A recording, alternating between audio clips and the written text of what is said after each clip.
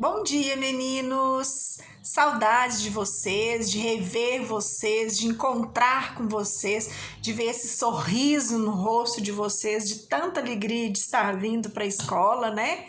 Mas, infelizmente, esse período que nós estamos passando com essa pandemia do coronavírus, nós estamos impedidos de ter um contato pessoal com as pessoas, né? Como uma forma de evitar a propagação dessa doença tão tenebrosa que está assim assombrando o mundo todo, né?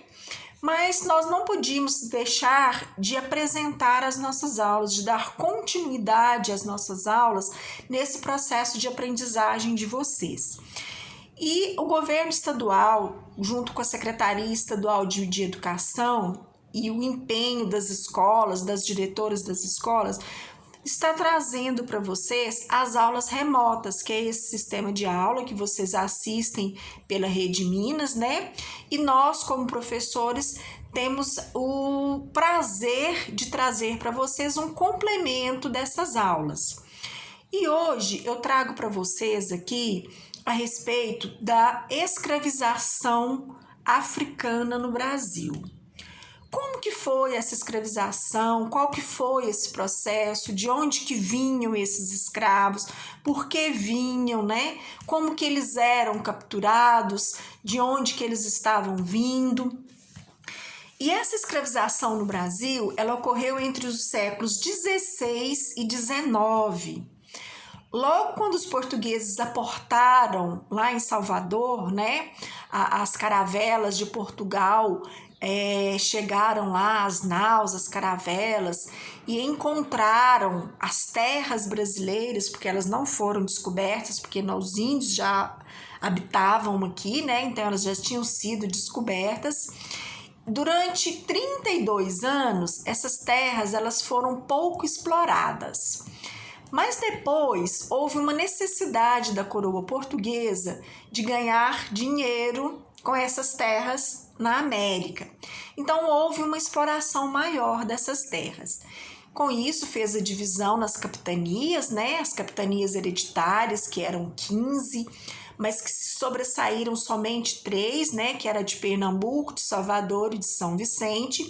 E com essa evolução dessas capitanias, houve a necessidade de estar trazendo mais mão de obra, uma vez que os índios, eles tentaram o processo de escravização dos índios, mas não deu muito certo, houve uma grande revolta, né? Então, houve o processo de estar trazendo os escravos da África. E como que isso surgia? Os portugueses chegaram à costa africana, basicamente no Saara, e começavam a comercializar esses escravos. Eles compravam esses escravos como se fossem mercadoria e traziam para as colônias da América. E como que eles compravam esses escravos? Como que surgiam esses escravos?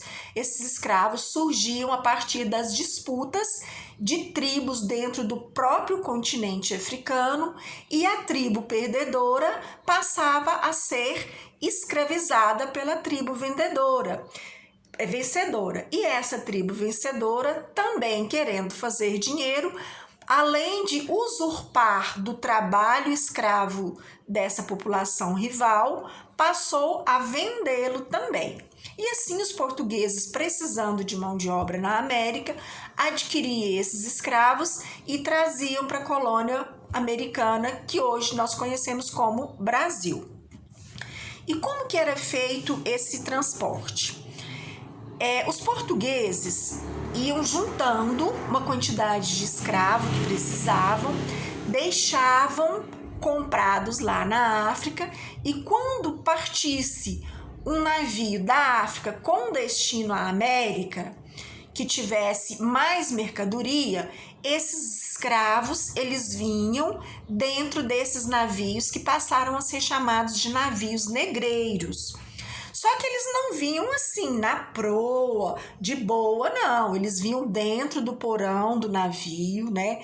Em condições assim péssimas, completamente insalubres, não tinham alimentação direito, não tinham água para beber, banho, então nem se fala, né? Não tomava de jeito nenhum. A alimentação deles era basicamente a base de milho e azeite. Então, assim, fraquíssima em nutrientes, sais minerais, proteínas, né, vitaminas. Então, muitos desses escravos morriam dentro do próprio navio negreiro, acometido por doenças como diarreia, febre, tinha também o escorbuto, que era uma doença que acometia esses escravos, que eles perdiam os dentes, dava muita ferida na pele, justamente por falta de uma alimentação mais adequada. Então, esses navios negreiros, eles ficavam à base de 3 meses nesse transporte até que eles chegassem no Brasil. E quando eles chegavam no Brasil, os donos desses escravos, os donos dessa mercadoria, tinha que apresentar uma mercadoria plausível para os seus possíveis compradores, né? Então eles davam um trato naquele escravo, cortava o cabelo dele, tirava a barba, dava uma limpada nos dentes, passava óleo no corpo dele para ele ficar brilhante, dava uma alimentação mais reforçada, a fim de que ele adquirisse de novo músculos, né, para ficar bem apresentável para os futuros compradores, para os seus futuros senhores.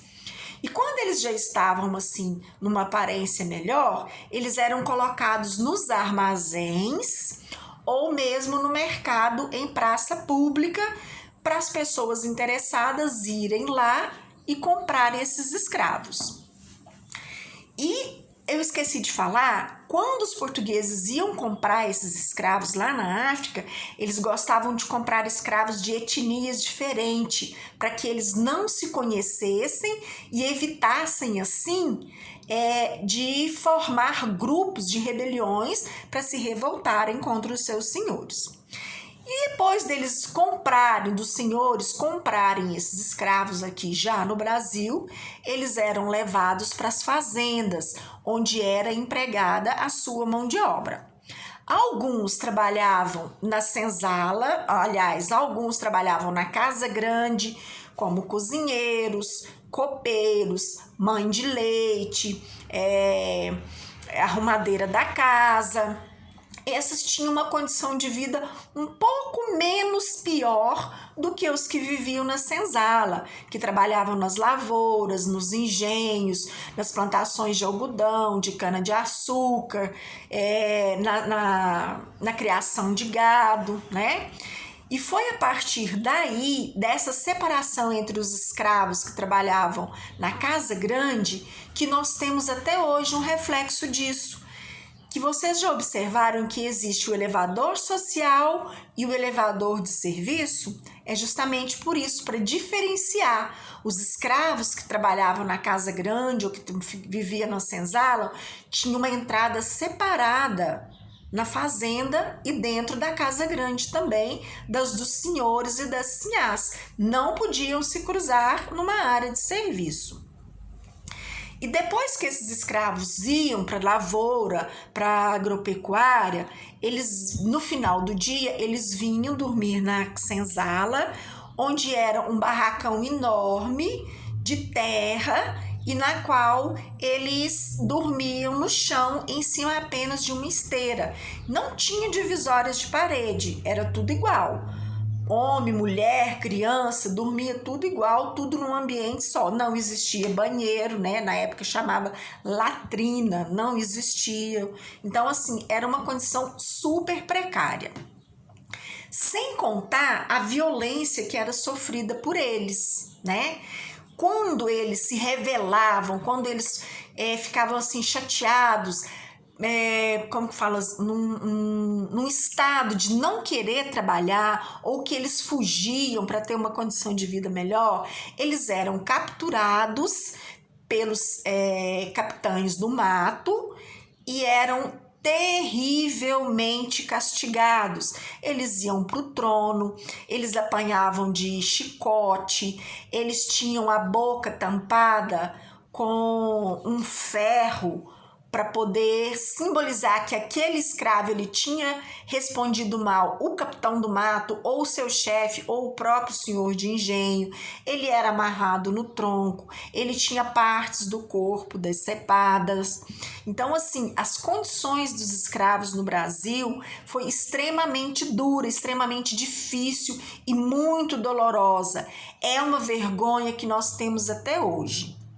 E, infelizmente, esse processo de escravização, ele durou por quase 400 anos, de 1532 até 1888, especificamente dia 13 de maio de 1888, quando a princesa Isabel assinou a Carta Áurea, a abolição da escravatura. Mas esse é um assunto para uma outra aula que nós vamos apresentar e vamos mostrar que as condições dos escravos alforriados não foram uma das melhores, alguns ficaram até piores do que se eles fossem escravos, tá?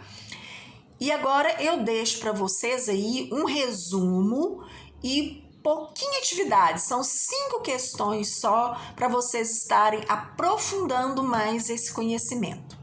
Foi um prazer estar falando com vocês e até a próxima terça-feira. Tchau!